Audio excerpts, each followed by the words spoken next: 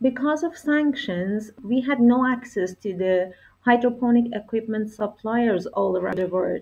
Welcome to the sixth episode of Hitech Farmer. Today it will be with one of the founders of the Iranian container farm company Kantikesht. The audio quality on this episode wasn't as good as I wanted to, so please bear with it and enjoy. So hi, can you introduce yourself briefly and what's your job and Kantikesht? Hey, my name is Somayeh Sadeghpour from Iran, Tehran, and I'm actually responsible for PR and marketing in Kantikesht. But all the co-founders have many unofficial roles in in their business. Yeah. So you are actually a co-founder of the farm. Yes, sure. I'm one of four co-founders of Kantikesht. Okay. So how and why was Kantikesht founded?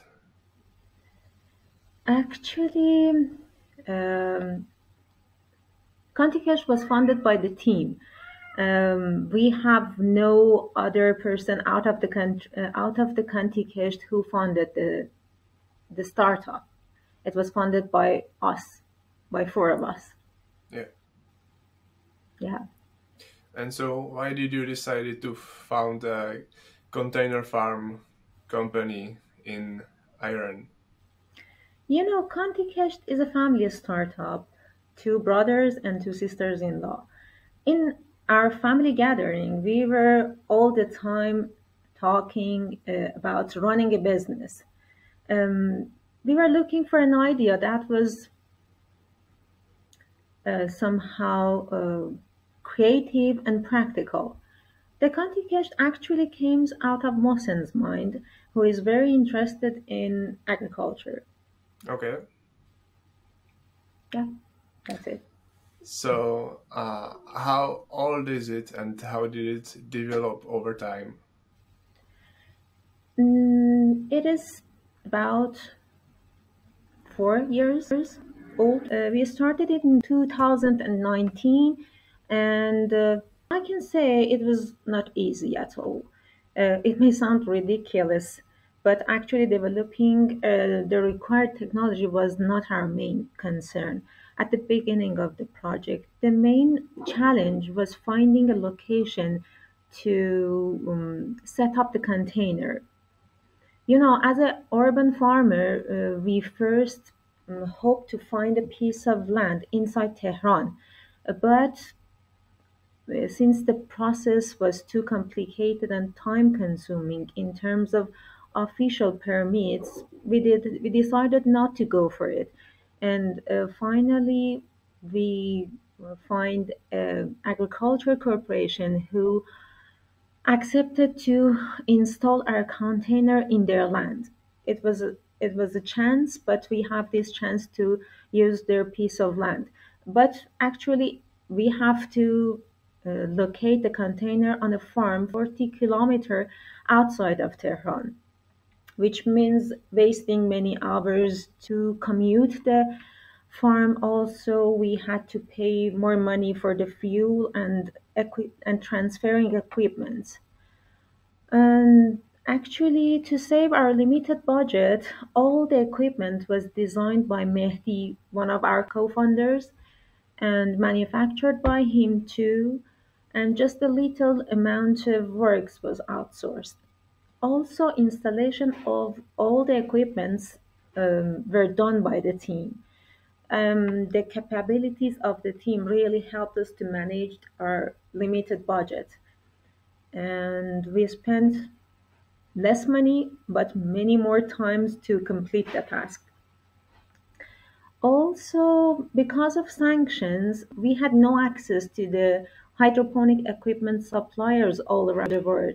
Additionally, much of the equipment did not even exist in the Iran's market, and we had to create them all from scratch.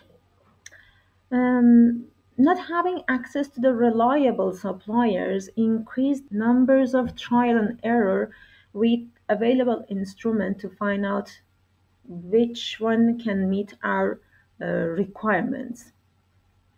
Additionally, The decrease of more than 100% in our national currency, in the value of our national currency, made it impossible to keep the project within budget.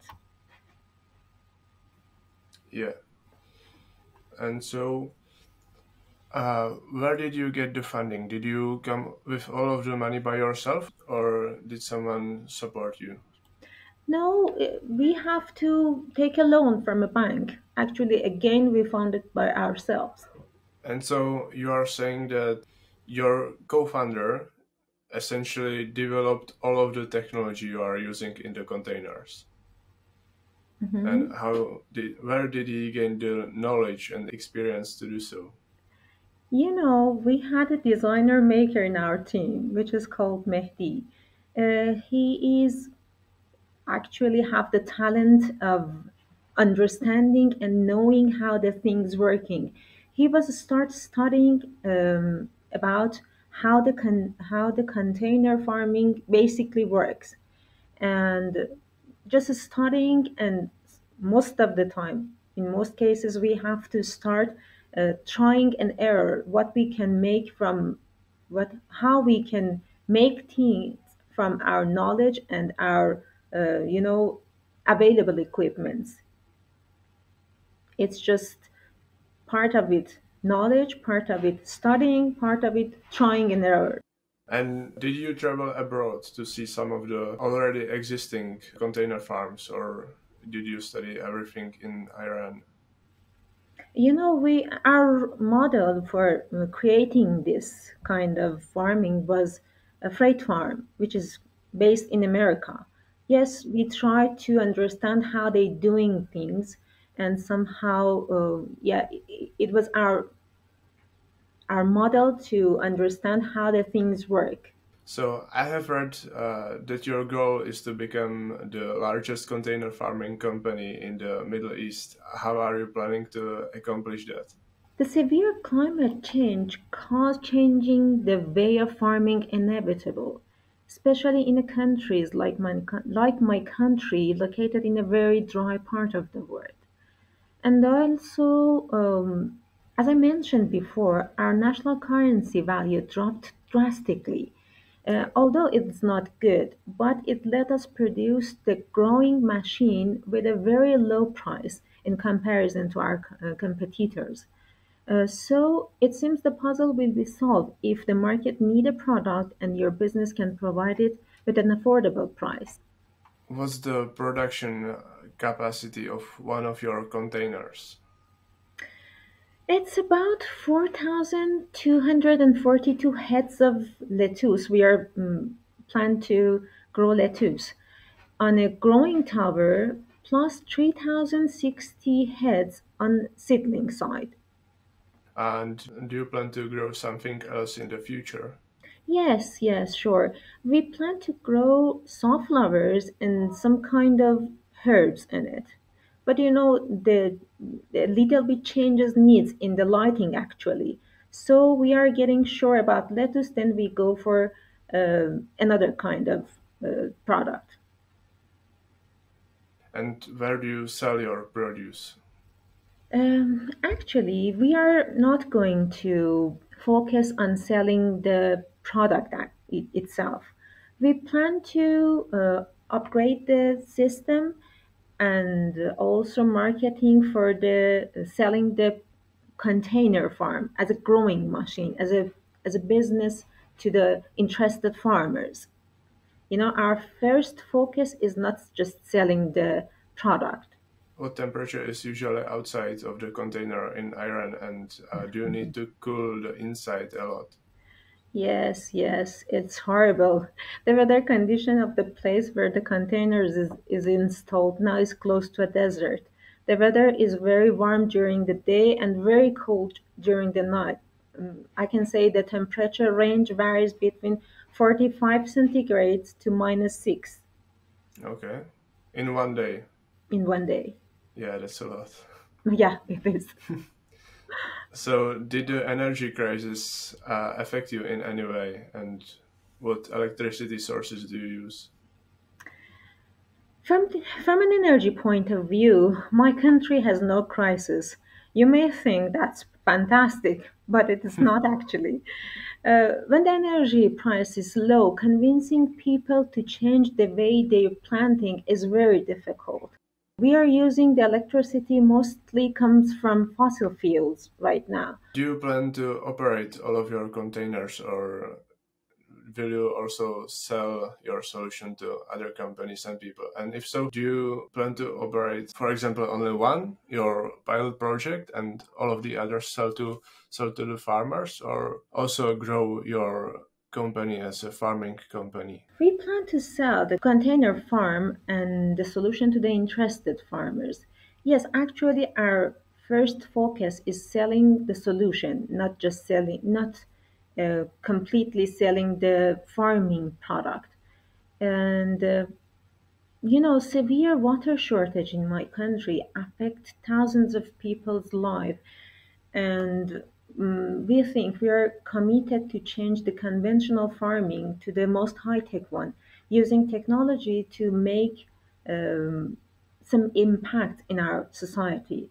You know, our country has suffered from water shortage, and it's getting worse because there is not actually a governmental plan to solve this problem. So I think the people should think about it and do something for their lives. Actually, we face with less job opportunities in the farming section because people losing their lands, and they cannot continue conventional farming. They most of them immigrate to the cities, and it will cause many problems in years ahead. So we focused on selling the solution to the farmers. So you don't even plan to become a farming company yourself. You only want to sell the solution. Yes, but actually we have to support the containers to operate well. I think it's kind of related to the farming. Actually, it's not a farming company, but it's very close to a farmers and the one who is using this kind of product. So what are Kantikesht's plans for the future? We plan to be more sustainable brand, so we would like to use solar panels to supply containers electricity power. Also, we would like to create job opportunities for the disabled people with Down syndrome, and the one who suffer from autism. This is actually our plans for the future, some of them for the near future. Those are nice plans. And do you want to mention something we didn't talk about so far? We believe that we have one Earth, and we have to do our best to take care of it anytime, anyhow. These days, using a high end technology is not a choice. It is all of us should be committed to it and take steps to expand methods of farming to save our birds. Yeah, I completely agree. So thank you very much for finding the time to come on the show, You're and welcome. good luck with your farms. Thank you. Thanks for Bye. having me.